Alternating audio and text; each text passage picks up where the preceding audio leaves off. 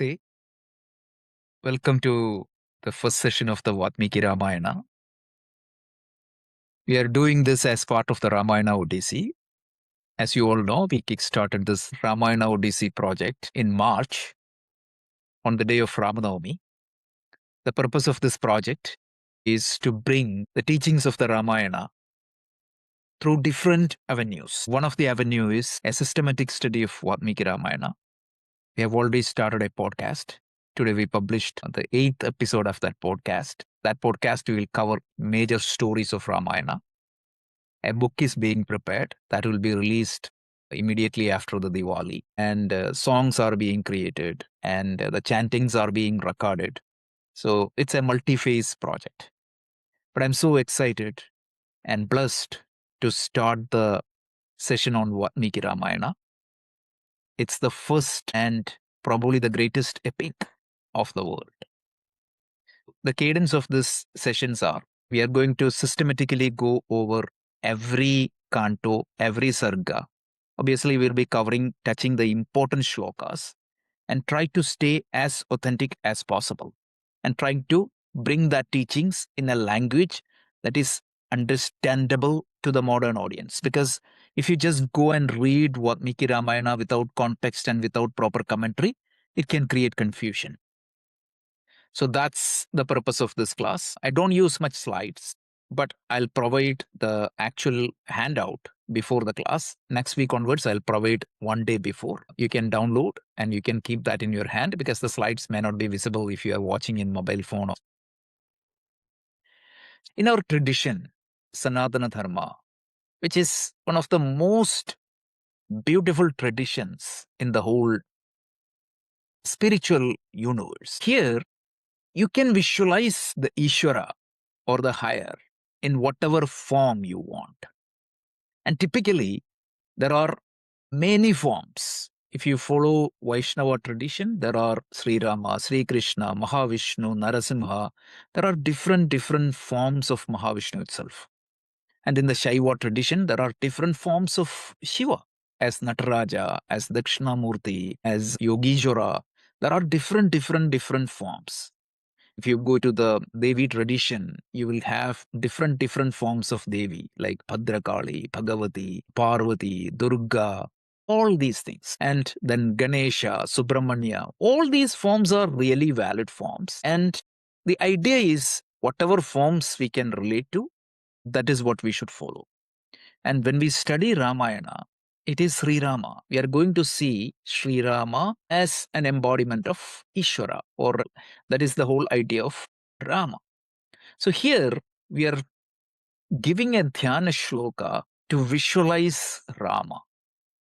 So if you close your eyes and think about Rama, what is the characteristics of that Rama we are describing here through words? This came from the Rama Raksha Stotra. ध्यायेदाजानुबाहुं धृतशरधनुषं बद्धपद्मासनस्थं पीतं वासोवसानं नवकमलदलस्पर्धिनेत्रं प्रसन्नं वामाङ्गारूढ सीतामुखकमलमिलल्लोचनं नीरदाभं नानालङ्कारदीप्तं दधतमुरुजटामण्डनं Ramachandram.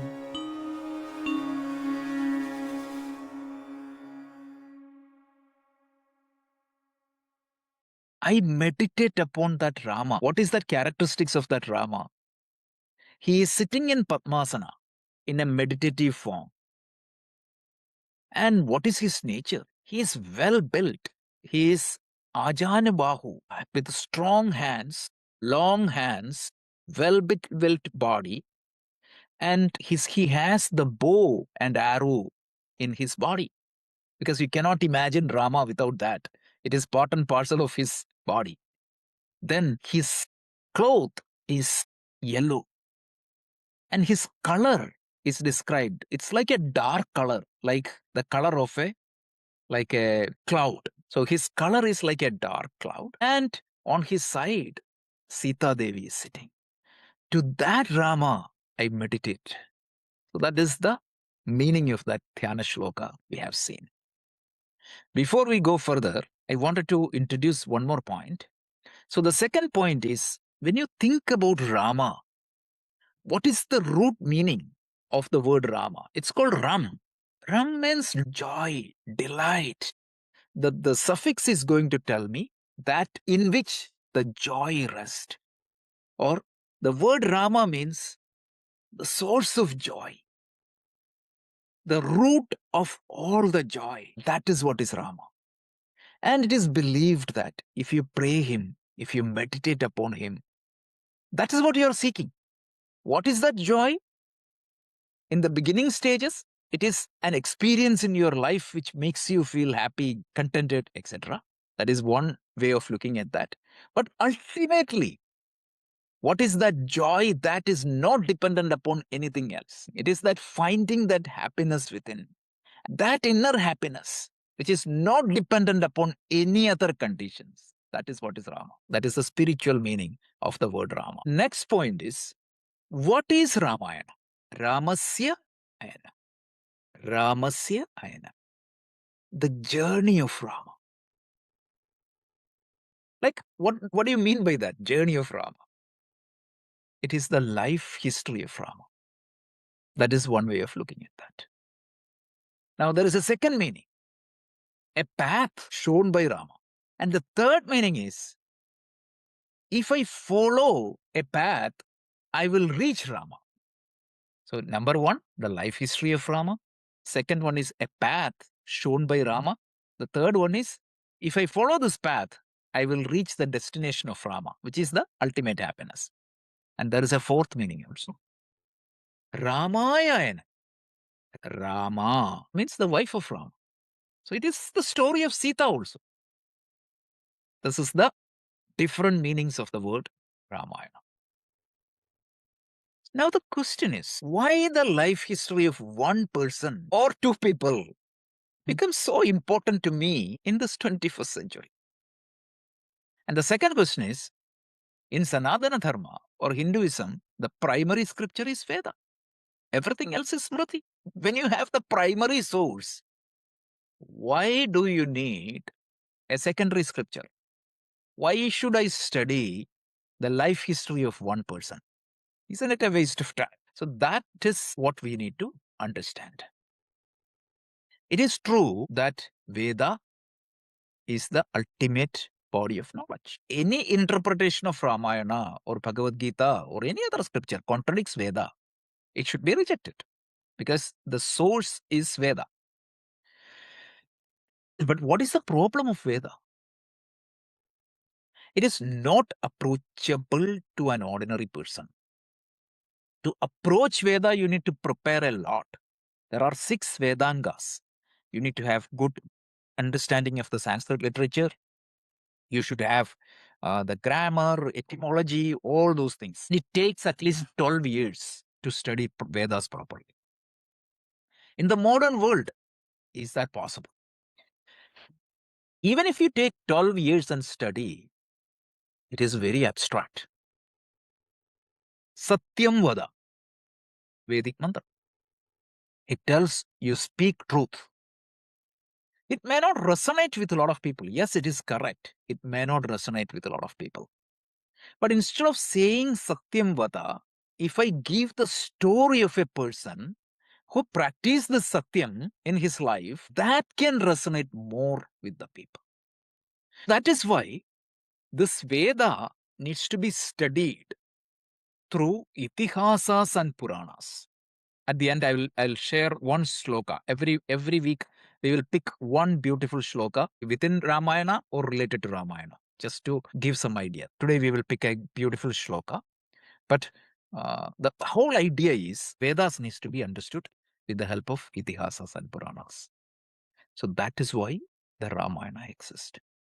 Now let's quickly connect Ramayana with Veda. If you distill the entire Veda into one sentence, do you know what exactly it is?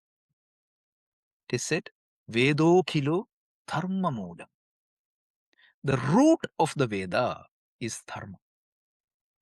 The root of the Veda, the entire Veda stands on dharma. And what is that dharma? Dharma is that natural order of the universe, that law which gives harmony to the nature. So we saw that there is a physical dharma, there is a psychological dharma, there is a social dharma. We always take the example of the traffic laws. If the traffic laws are enforced properly, right, the traffic will go in harmony. So, like that, if certain laws are enforced in the universe properly, it is not to punish you, it is not to put any constraint on you. The traffic laws are not putting constraint on me. It is regulating the traffic, it is governing the traffic. It is to make sure that there is a harmony in the traffic. That is the whole idea of the traffic laws.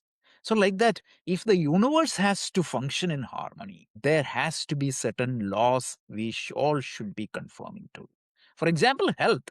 If I wanted to be health, I need to eat healthy. I need to do regular routines, certain disciplines I have to follow. You can argue, yeah, those disciplines are putting constraint on me. It is not, we're not putting a constraint on you. It is for our own benefit. So that is what is dharma. And that dharma, understanding that dharma and practicing that dharma is the efficient living. That is the Vedic way of life. So Vedo kilo dharma moolam. The root of the Veda is dharma. And then who is Rama? Ramo vigrahavan dharma. The Valmiki Ramayana, Rama is portrayed as the embodiment of dharma. Now you may take one or two examples of Vali, or modern days people talk about Shambhuka. We are going to talk all those examples and try to understand what exactly it means, and then say that Rama was not dharma. One thing we need to understand is, when you study Ramayana, our goal should not be looking at Rama's action and putting the test of dharma. Rather, try to see dharma in Rama's action. That is what we are going to see. Rama is the embodiment of dharma. The root of the Veda is dharma. If you connect the dots, what is the message of Ramayana then? Dharmam chara. That is a Vedic mantra. Satyam vada dharmam chara. Speak truth and follow dharma. This is the biggest acharanam, like discipline. So if dharmam chara is one of the Vedic instruction, Ramo vigrahavan dharma. If you understand Rama, how he acted in difficult situation, whenever there are conflicting requirements, how he acted. So finding dharma in Rama's action, if we spend some time and understand dharma in Rama's action, even in the most difficult situations like Vali or any other stories you see, or Sita Parityaga, or any such stories, and if you can see that dharma in Rama's action, dharma is not always black and white. You have to have that understanding of dharma, and you have to be agile in applying that dharma in depending upon the situation. How do you do that? That is what is Rama's life teaches us. It's not a story to be read, enjoyed, and gone. We have to put more effort to understand Ramayana in this way, like dharmam chara. One more point to describe the connection between Ramayana and Vedas. If I ask you which is most popular or most important mantra in the Veda, the answer is very simple. Krishna tells in the Bhagavad Gita, in mantra, I am Gayatri. Gayatri is the most important Vedic mantra. If somebody asks you to pick one mantra from the Vedas, it should be Gayatri mantra. So Now, if you look at Gayatri Mantra, there are 24 syllables in the Gayatri Mantra. Those who chant, Tat Savitar Varinyam Bhargo Devasya Dhimahi Dhiyo Yona Prachodayam. Now, if you go and take the Valmiki Ramayana, what is going to happen? The first shloka starts with the first syllable of the Gayatri Mantra. Now, how many shlokas are there in Valmiki Ramayana? 24,000 shlokas are there. So, Gayatri has how many syllables? 24 syllables. So, first shloka starts with the first syllable of Gayatri Mantra. 1001th shloka start with the second syllable of Gayatri Mantra. 2001 shloka starts with the third syllable of Gayatri Mantra. Like that, if you add up this, every 1000th shloka starts with the next syllable of Gayatri Mantra. Is that by accident? If that is by coincidence, that is unbelievable coincidence. Valmiki has taken the framework of Gayatri Mantra and he just expanded on that. So that shows the connection between Vedas and Ramayana. The next topic is Ramayana is considered as Ādikāvya, the first poetry. Now you may ask me, what about Rigveda? Rigveda has poetry. Atharvaveda has poetry. Samaveda has song. Why Ramayana is considered as the Ādikāvya? Definitely Vedas predates Ramayana. The answer is simple. Vedas are considered as apaurushayam. It is not the creation of a human intellect. It is the revealed information to the rishis. Whereas Ramayana is a composition by Valmiki. Maharshi Valmiki composed Ramayana. In the third sarga of Balakanda, we will see that, all that incident, the Krauncha, Pakshi, all that. So, it is known as Ādikāvya. It has 24,000 shlokas and it has 7 cantos or kandas. So, Balakanda, Ayodhya Kanda, then Aranya Kanda, Kishkinda Kanda, Sundara Kanda, Yuddha Kanda, and finally Uttara Kanda. These are the 7 kandas. There are controversies or the debates because some people feel that certain portions of the Balakanda and certain portions of the Uttara Kanda is not part of the original Ramayana. Later point of time, it was like there were some infiltrations. There are some infiltrations, 100%. That is, there is no doubt about it. In Ramayanas, especially the Uttarakanda, there are a few infiltrations and additions, but that cannot dismiss the fact that every shloka in the Uttarakanda is completely additions. We will tell exactly where some of the shlokas are infiltrations. So that is the structure of the Ramayana, right? So we talked about who is Rama. We talked about the Dhyana shloka of Rama.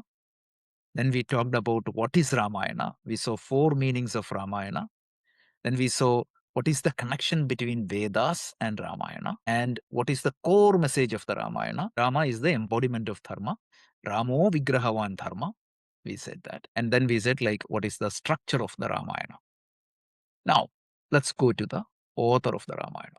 When you really look at Ramayana, if you are from northern parts of the India, Ramayana means Ramchartamans. And if you are from Tamil Nadu, it is Kamba Ramayana. And if you are from Maharashtra, it is Bhavarta Ramayana. Right? If you are from Kerala, it is the Adhyatma Ramayana and Kalipata. And then there are multiple versions of Rama. Why? Because Rama is a kind of personality which cannot be constrained within one view. No Ramayana can capture the full depth and breadth of Rama. Each of these different versions of Ramayana look at Ramayana from different angles. That's it. The major Sanskrit versions of the Ramayanas are obviously Valmiki Ramayana, that is the primary source of Rama. Everything else is derived from that. The second one is Adhyatma Ramayana. Adhyatma Ramayana comes in the Brahmanda Purana, composed by Vyasa, Because Valmiki Ramayana has 24,000 shlokas, whereas Adhyatma Ramayana has around 5,000 shlokas. There is a huge difference. Valmiki is completely forgetting about Rama's divinity. His focus is what? Ramo Vigrahavan Dharma, the humanity of Rama. How Rama practiced Dharma in different contexts. That is what Valmiki Ramayana is going to talk. Let me be very clear. You won't see much Vedantic teaching in Valmiki Ramayana. Whereas, if you want Vedantic teaching, if you want the divinity of Rama, that is presented in the Adhyatma Ramayana. So I'll bring like relevant shlokas in between from Adhyatma Ramayana. These are the two Sanskrit versions. And apart from that, there is a version called Ananda Ramayana. Ananda Ramayana, it is said that Valmiki, after composing Rama as Maryada Purushottama, he didn't feel happy. He felt something missing. He said, I didn't touch the divinity of Rama much. Obviously, there are one or two or three few references about Rama's divinity in the Valmiki Ramayana, but nothing more than that. So he composed a new Ramayana which talks about the divinity of Rama. That is called Ananda Ramayana. That's beautiful. Then there is a Ramayana called Albhuda Ramayana. We don't know the authorship of that. It is said that Valmiki, but we don't know. There is no way you can go and prove who wrote these things. Albhuda Ramayana is talking the Ramayana from Sita's perspective. Sita's divinity, Sita's glory, Sita's heroism, and all these things are described in Albhuda Ramayana. And then there is an Agastya Ramayana. Agastya is a sage who had multiple encounters with Rama. The famous Aditya Hridaya Mantra, which we will study, is taught to Rama by Agastya. That is called Agastya Ramayana. So, if you want to look at Dharma in Ramayana, focus on Valmiki Ramayana. If you want to find Vedanta in Ramayana, focus on Adhyatma Ramayana. Adhyatma Ramayana, every description is totally Vedanta. Vyasa cannot leave out that. Now, in Hindi, in Awadhi language, Tulsidas ji composed Ramcharitamanas. That's also a brilliant. It combines a lot of things from Valmiki Ramayana and a lot of things from Adhyatma Ramayana. So the divinity of Rama is there. The Maryada Purushottama aspect of the Rama is there. So that is what Tulsidas is composed. And it's very popular. Even in West Indies, it is very popular. In Trinidad and all those areas. Finally, then when it come to Kamba Ramayana, it's a beautiful, one of the best Tamil literature is Kamba Ramayana, composed by Mahakavi Kamba. It is known for its poetic beauty. Malayalam, it is Adhyatma Ramayana. It's a translation of not Valmiki Ramayana, Adhyatma Ramayana by Tunjatharitachan. Apart from that, there is an Indonesian version of Ramayana, there is a Philippine version of Ramayana, there is a Buddhist version of Ramayana, there is a Jain version of Ramayana, and there is a lot of folk tales and tribal stories. So Rama's story is popular all over the India and the entire Southeast Asia. So that is the glory of Ramayana. Some of them may contradict each other, but the beauty is that Rama has touched that many lives and that many people. So we talked about Valmiki Ramayana. The whole philosophical score of Valmiki Ramayana is, as I said, Dharmam Chara, living Dharma. Look at different situations and how Rama acted is going to be a big lesson for us. When you understand Dharma, I just want to give one more point before we jump into the next topic. When you understand Dharma, it is not easy. There is an idea called Mukhya Dharma and Gauna Dharma. Mukhya Dharma means in a given situation, what is the primary role I should be playing? A simple example. A teacher and a mother. Let's say that the teacher's daughter also came to that class. Let's say that earlier there was only 20 students. This year, she see 19 plus 1. If she see 19 plus 1, that is a violation of the Dharma. When she is in the class, her teacher Dharma should overpower the mother Dharma. But when she reaches home, the mother Dharma should be dominant. Before you understand Rama, You have to understand this. Let's say that if you are a king and if you are a family man, something comes up, which should be your primary dharma. Even if rejecting the Gauna dharma is very painful, you have to follow the Mukhya dharma. That is what Rama is teaching us. Otherwise, we should step out of that role. And you are not allowed to step out of that role, like king and everything. Right? You cannot just drop it and go. If you see Valmiki Ramayana, you will see the pressure and the pain and the emotions that put on Rama. And all that is brilliantly explained. Even when he has to cry, he has to follow the dharma. There is no second thought. Controversial topic, but we will cover this later, but at least just a hint. Even after Sita Parityaga, look at the description in Valmiki Ramayana. There was not a single day Rama didn't cry. And what type of life he lived. The day Sita left, he was lying down in the floor in a mat. And he was living like a sage. And every day he was crying. Why? Why Rama cries? Divine incarnation, why he cries? It is to show us that following dharma sometimes is painful. And you have to play that Mukhya dharma, Gauna dharma role. So this is what is Valmiki is painting. Whereas Vyasa, obviously he is talking about dharma, but he's trying to encapsulate that Vedantic coating. Through that story, he is trying to teach this the Vedanta. That is the difference between these two Ramayana. We will see appropriate points from Vyasa's Ramayana also. So please keep this in mind. The next topic we wanted to cover is we talked about the global footprint into the entire Southeast Asia.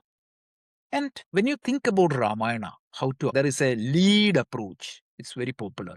The students of Ramayana always talk about this approach called the lead approach. One is literal, understanding the plot, historical geography, and the characters. Everything is one way of looking at Ramayana. And you will be wondering, this was written 5,000 years back, definitely BC. Imagine Valmiki sitting in Haryana or somewhere writing this story. You could see the entire roadmap of India in that story, up to Lanka. How that happens. It's a wonder. It's a miracle. That is very important to understand. So geography, history, character, everything that is literal aspect of Ramayana. Then the dharmic aspect, ethical as Ramayana. So Valmiki Ramayana is focusing on that. The third one is symbolic, allegorical, interpreting characters as the spiritual symbols. Rama as Atma, Sita as mind, Ravana as ego or likes and dislikes. Those is Adhyatma Ramayana. And finally, devotional. So this is the four way of looking at Ramayana. Literal, ethical, allegorical, and devotional. Before we stop, one more point. Next week, we are going to start the first sarga, Valmiki Ramayana. But before that, I wanted to give a quick introduction to Maharshi Valmiki. Interestingly, Valmiki Ramayana is very silent on the history of Valmiki. Valmiki didn't bother to write about himself in the book. Now you see Valmiki's story in many places. Skanda Purana, you will see. Adhyatma Ramayana, you will see. In Adhyatma Ramayana, when Rama goes to forest, he see Valmiki. At that time, Valmiki tells who he was and how Rama's name saved Valmiki. If you haven't listened to this story, listen to our podcast, first episode. That is what is covered in the first episode. Even though that is not the beginning of Ramayana, we thought we will start with that story in the podcast. Valmiki was a hunter, a tribal hunter. Even now, there is a community in Haryana called Valmiki community. They are tribals. They were hunters at that time. He was living a life through hunting. But his name was Ratnakara. Ratnakara realized that by hunting, he cannot run the family. Then what is the option? There are different options. You can go and work in a field, you can carry the loads, but all that appears to be difficult. So he took a shortcut. What was that shortcut? That hunter became a thief. He started because people used to travel in the forest, kill them, and or take stuff from them. Initially, there were some guilt, everything, because first time when you do something, there is a guilt. Second times, it's okay. After a period of time, it becomes normality, rationalization.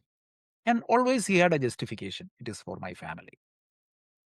So need became greed. He started looting everyone. There are two versions of the story. One version is Sapta Rishis came there. But personally, I would prefer the next version, which is Maharishi Narada, a young sage, came to the forest. Nakara asked them, stop, give me everything. Usually what happens? Everybody gets frightened by seeing a arrow, like pointed arrow. Narada didn't was not at all afraid. He was smiling. So that gave some fear to Ratnakara himself. He said, why he is not fearing? He said, take everything you want from me. I have only this veena and these cymbals. That's it. You take it. Ratnakara was a little bit hesitant. At that time, Narada picked up a conversation with him and asked, child, why are you robbing? He said, to feed my family. He said, I have a simple question. You are taking others' hard-earned wealth. If somebody else does that for you, do you think that is dharma or robbery? He got completely confused. See, whatever we do to others, if others do to us, can we take it? Then he said, yes, you are doing something wrong and you have an excuse. You said you are doing it for your family. Do you think that the papa of your actions, your family is also going to bear? Ratnakara said, yes, of course, because I'm doing it for them. Narada said, go and ask. And I will stay here and I will chant Narayana, Narayana till you come back. Ratnakara ran home. To his surprise, everybody said, it is your karma and you have to bear that fruit. That is the time the big revelation came in. That is the time he understood all the mistakes he has done. It was a terrible feeling. Ratnakara felt really bad. He came back and prostrated Narada and asked him to guide. He said, I'm lost. So much of mistakes. There is nothing in this world can save me. At that time, Narada said, there is something that can save you. It is the name of Rama. It is known as Taraka Mantra, Taraka Nama. Remember when we studied Bhagavad Gita chapter 9, we said Om. Om has that capability. Like that, if you chant the name of Rama, it's like a boat. It will take you from where you are and it will take you to that ultimate destination of Ishvara. Then he said, how do I practice? He said, you go and sit in front of that tree, down under that tree, Ashwatha tree, and chant the name of Rama. Ratnakara said, I can chant Rama now, but eventually I may forget because I'm an illiterate. Narada said, look at what is in front of you. It's a Mara. Mara means tree. You tell Mara, Mara, Mara continuously. Eventually it will turn into Rama, Rama. So he started, and I'll come back. So Narada left. Ratnakara started there. He chanted Mara, Mara, Mara, and eventually it became Rama. And time passed. Actually, the nature was in harmony with him. So even though he didn't eat or drink, he was protected. And anthills started forming all over him. And finally, nothing was visible but an anthill. And after some time, this Ratnakara, in his deep meditation, heard a familiar voice, Narayana, Narayana. It was Narada. And when Narada came, he took Ratnakara out. By that time, he was transformed into Maharshi Valmiki. So it is the name of Rama. Valmiki is a contemporary of Rama. So at that time, Rama was born in Ayodhya as a child.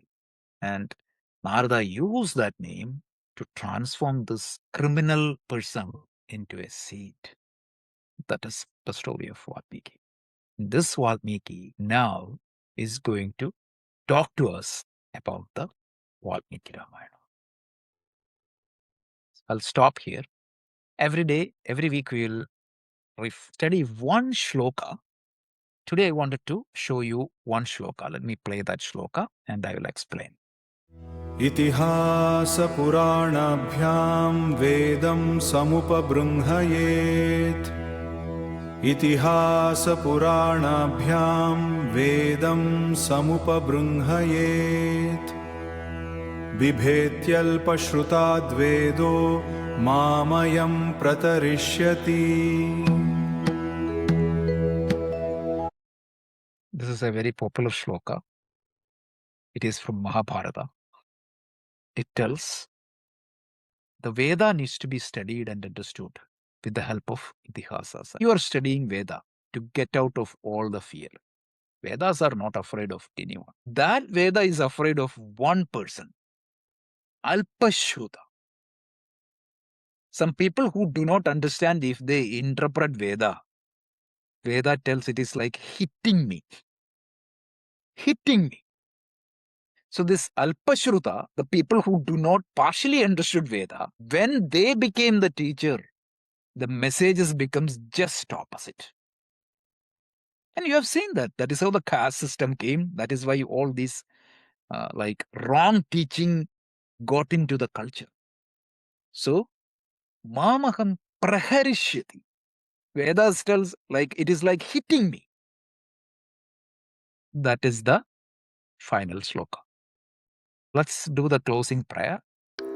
Shri Rama Rama Rameti Rame Rame Manorame Sahasranama Tatulyam Ramanama Varanam